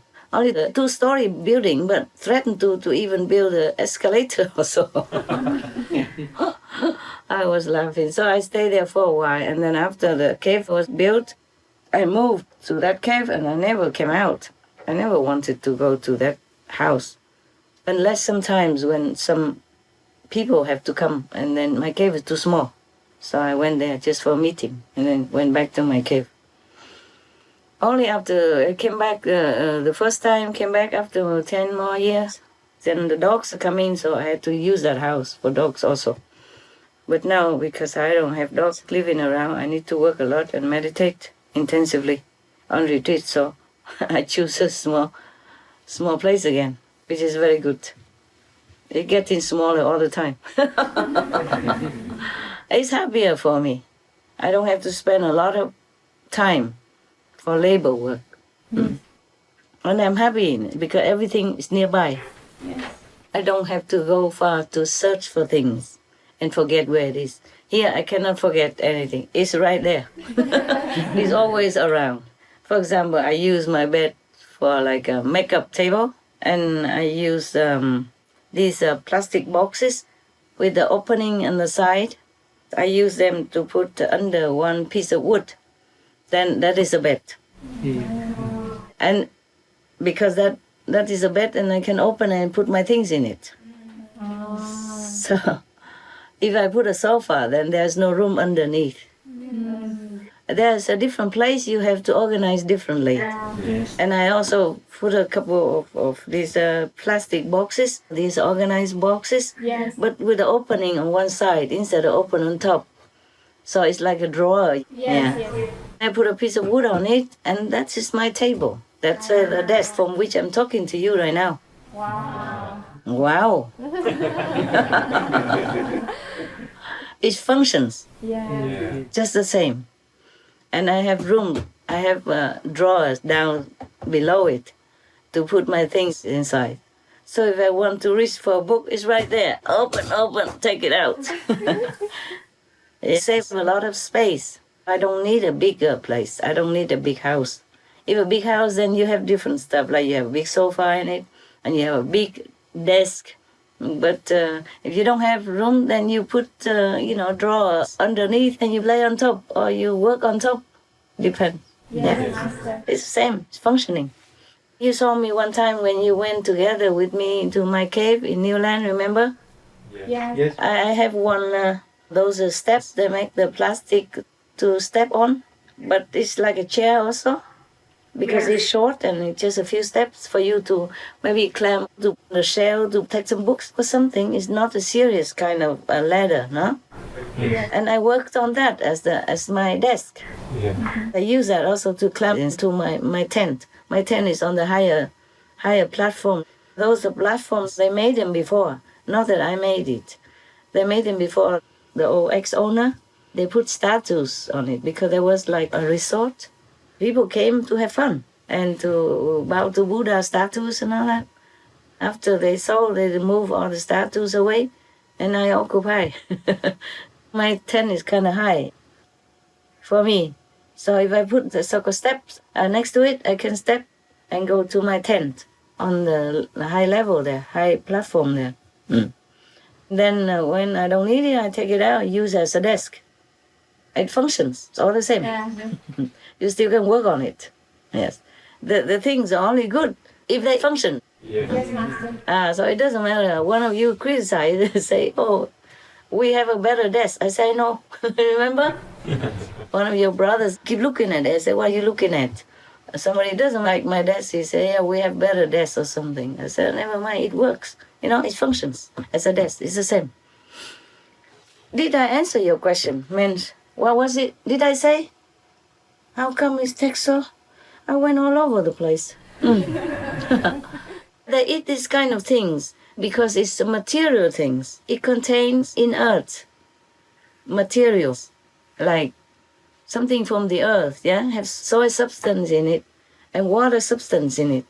In the Brahman heaven, you don't know these things because it's a different world. So when they saw it, they're curious, flying around all day doing nothing, also bored. So they tasted it, and strange, strange, it tastes good.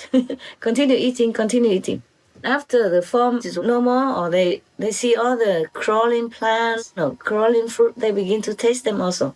The more they ate, the more solid they became, more heavy.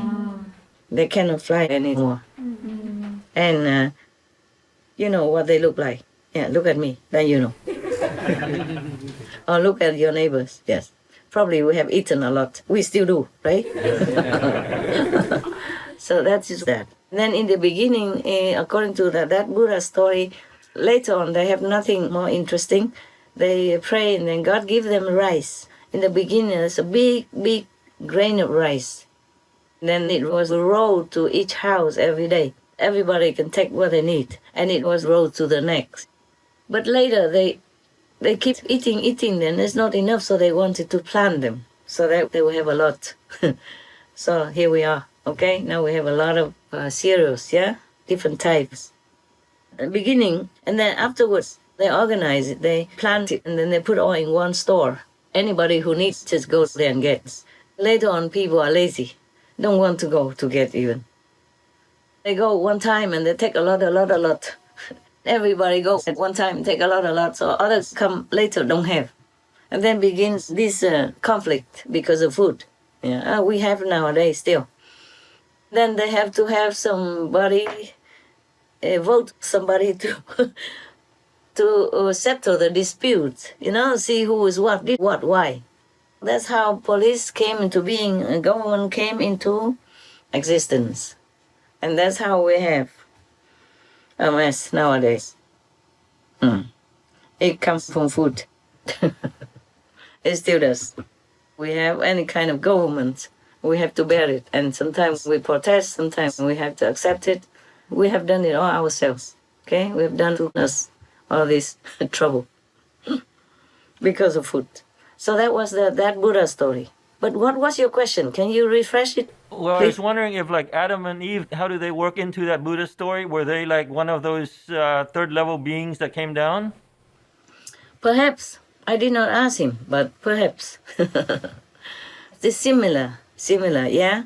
Maybe it's a similar story. Adam and Eve later, they probably have to plant their own food. Maybe in the beginning, God took pity and then give them some, like the rice that was rolled to their house. Originally, we don't have physical contact with each other or anything, but because they're woman and man, and then suddenly they eat, and they became more desirous of other things. Like the body changed, and the hormones changed, DNA changed, their attitude changed, their mind changed, their thoughts changed. Then they desire each other, and they couple with each other, and then other people who did not do it yet say, oh, how come, what are they doing? Why are they doing that? Oh, this is not very good looking, it's not dignified. So they're hiding. They find caves to hide, or if they don't have, then they begin to build houses. That's how they live together, and then have houses, and they're comfortable. They don't want to go to take food from the store anymore. They just take a lot so that it will last for a long time.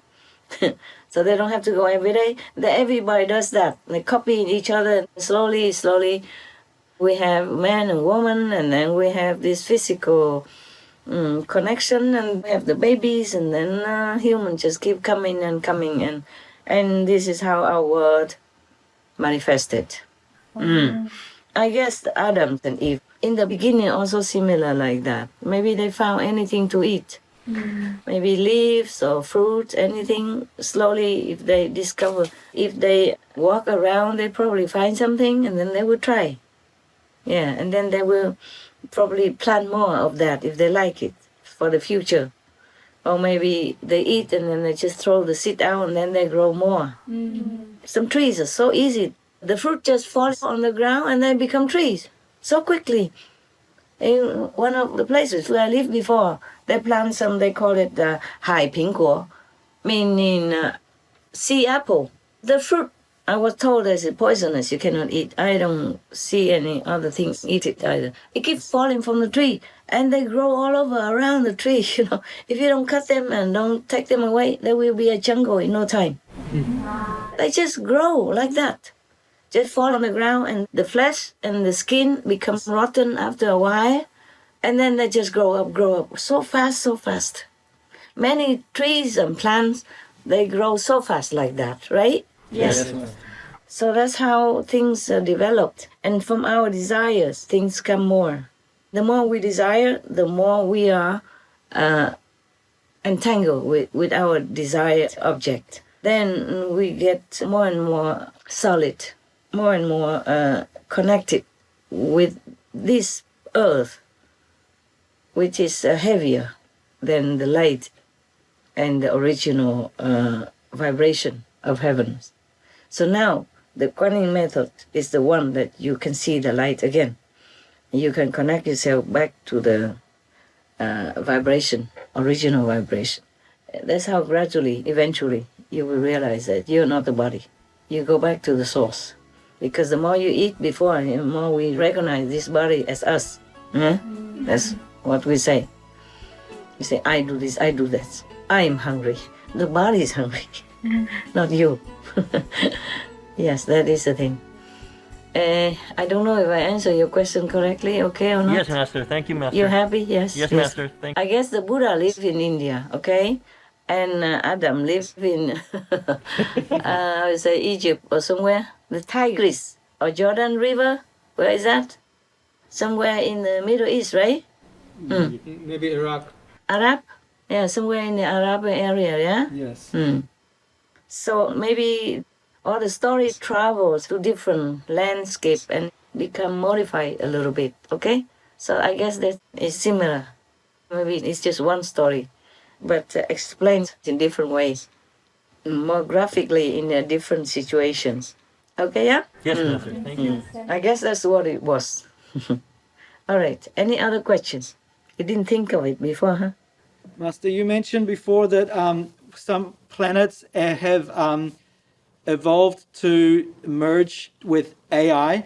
And also on our planet at the moment, we're heading towards more advanced robotics, and they're talking about merging even humans with AI so we can live longer. And Oh, yes. is this moving away from God's will, or is it okay to do that? It's not okay. It's not okay. They are already planting chips in some monkeys.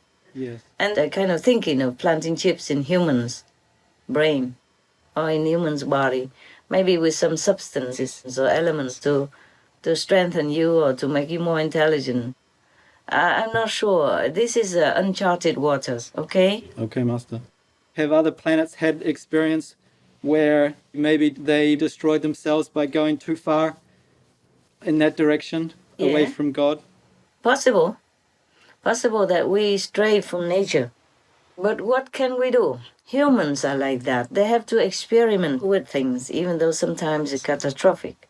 But they don't know it until it's catastrophic. You see, we experience many things, and then we make like atom bombs. Yeah. And now many of the strong countries have atom bomb or H bomb, whatever you call that. And whatever that is a bomb, is destructive and is explosive. It's very difficult to get rid of them because everybody has it, so nobody wants to kind of get rid of them because they worry that if you get rid of the atom bomb or you don't make one, then the neighbor stronger than you will take advantage of your weakness, etc. So this is a kind of very dangerous development. But humans, they are doing this all the time. One way or another, they will probably try to experiment with something. They already are doing it. It's just maybe in some corner, or maybe military, or maybe some secret laboratory beyond our eyesight. Don't want to let the public know yet. Many things they have developed, they use it only for military, some secret agent stuff. Whatever. What can we do? Cannot stop them. I don't know if we live longer with that. And if we do, what kind of humans will we become? It's uncharted waters yet. But some people just have to develop it or experience it. So we just have to wait and see. Huh? Okay, thank you, Master. Or don't ever see. So there may be always some kind of experiments going on all the time in the human's world, which is good in a way. Otherwise, we would not be able to talk like this now. Yes, Master. Without some experimentation or trying the unknown, we would not develop this and that physical technology to make life more comfortable. But sometimes too comfortable and not too natural anymore. Then we just greedy for more and more stuff and don't know where we're going. And the moral standard keeps going lower. That is the problem. Yes. If it goes together with the development, then it's easier to control. But if people just develop like AI and without any source of moral and limit control of the actions, of the consequences, then it could be not very safe. Yes. Yeah. So wisdom has to go with love also, yes, and moral, otherwise it could be dangerous. Yeah, look at the atom bomb. Yes. And now not only we can't get rid of it, other countries also are trying to develop it to be as strong as the neighbors for security or just for showing off. Whatever reason is not safe. Yes, Master. Just a button or just some mechanism, and then one country maybe boom, done, gone. Or the world even, or most of the world, or half of it, or some quarter of it. It's a very dangerous situation that we're living in. It's on edge. It's edgy. Luckily, nothing yet happened like that. But there is always the possibility. Huh? Okay? Nowadays we develop too much into the wrong direction. So that's why any country has to buy some weapons from a stronger country or develop more because other country is maybe too strong and it might swallow this country up and all that. So your question is also a very good question. But I don't know how to control that. I can't. The humans, they just do all kinds of, they have to try all kinds of things. Until maybe it all blows up in our face, like Atlantis and Lemuria. Yes, Master. Sometimes people come across, they dig out some big cities buried under the earth. Could be one of those accidents where the whole city was destroyed, ruined, kaput, and go to the sea or either bury underground. Some of these bomb accidents, some chemical things went wrong. Some experiments did not succeed. And now we're still doing it. So what to do? Just take care of yourself. Practice, meditate. In case you have to go that way, we have somewhere to go. Okay? Yes, Master. Yes, Master. That's it. That's the main point. Any more questions, love? Master mentioned about the Martians, and Mars was destroyed due to meat eating and as such, and some survived. So does that mean they are more spiritual now, the underground Martians? Yeah. A little bit more. Like fourth level. Wow. They have a master, the fourth level master. So some are third, some are fourth level down there. Yes, Master. They have very limited resources. So they eat only almost recycling things and eat very little. Do they have the technology to hide themselves like the underground earthlings here? You mean bunker stuff? To hide themselves from the earthlings? Earth people that would come? I'm not sure, baby. I have to ask them. And I'm not sure if we can hide anything from humans. I mean, in the long run. Yes, Master. They're very curious, very stubborn, and very strong-willed. Or maybe Martians don't want to hide. Or maybe they don't have enough technology to hide. Because after their world was ruined, there are very little elements or materials left. So they live frugally and simply. Oh, whatever happens, happens, yeah? Yes, Master. Master, Yeah. the IBM company has made a quantum computer recently. It's about hundreds of millions times faster than the supercomputer that we have now. So the AI tech might develop like humans. And in some AI movies, there are robots that seem to have feelings. My question is, if a soul can live in those robots with this kind of highly developed AI technology? Okay. Possible. Possible. Possible that some soul want to occupy the robot and move around with it. Or some demons or some ghosts. Because sometimes ghosts, they even occupy some statues just to have somewhere to inhabit, Or they occupy the trees, become tree gods and all that. The Buddha was one time a tree god, the deity of the tree. He told many stories about that. I didn't have time to read all that for you. So in the evolution of humans, we became many, many things and many beings, even trees and even rocks. Remember the story in the Shurangama Sura, I have told you that even some of the substances from the moon or from the other planets fell down on the gold, and then it became some ghosts and some demons or some stuff. Don't remember? So if some essence or some substances could turn some piece of gold or rock into some living being, then anything is possible. Anything is possible with the robots. That properly some of the soul or wandering ghosts had taken up that robot to use. This body was taken up to use. It was dead already, cold and stiff. That's why my face has some imperfection, because the body already became stiff. My face, for example, this side a little different. Can use, okay?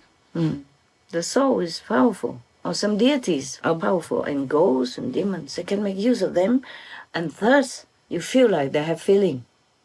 So some fear make it out of that. Maybe they know some of that. Maybe just imagination. Maybe it's from some true story. Okay? Thank you, Master. Yes, because if a soul or if a ghost occupies the robot, which he can make use of movements and all that, and the robot, if it's made so sophisticated as if a human, it's just only a material thing.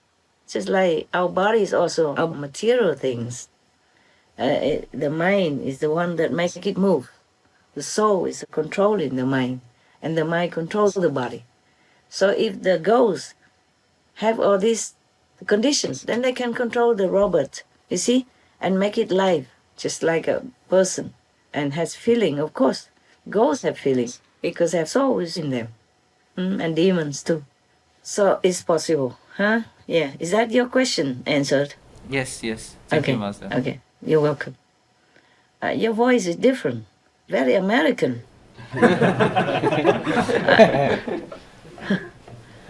Any other questions? Woman, no questions? No, Master.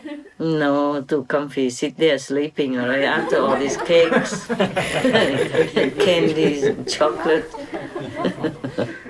How can you even move? I'm glad that you still sit there, looking polite. Yeah. Okay, then I let you go if you have no more questions. Let you sleep. Huh? Have a very good New Year's dream. Of cakes. Thank you, again. Master. Happy You're New Year, welcome. Master. Happy New Happy Year, New Year, Master. Master. Happy New Year, better New Year. And thank you for all the hard-working years, and will be. Ciao, baby. Thank you, Master. Love, We love you, Master. love you too. Love you, Master. Yeah. Behave. Love you. Ciao.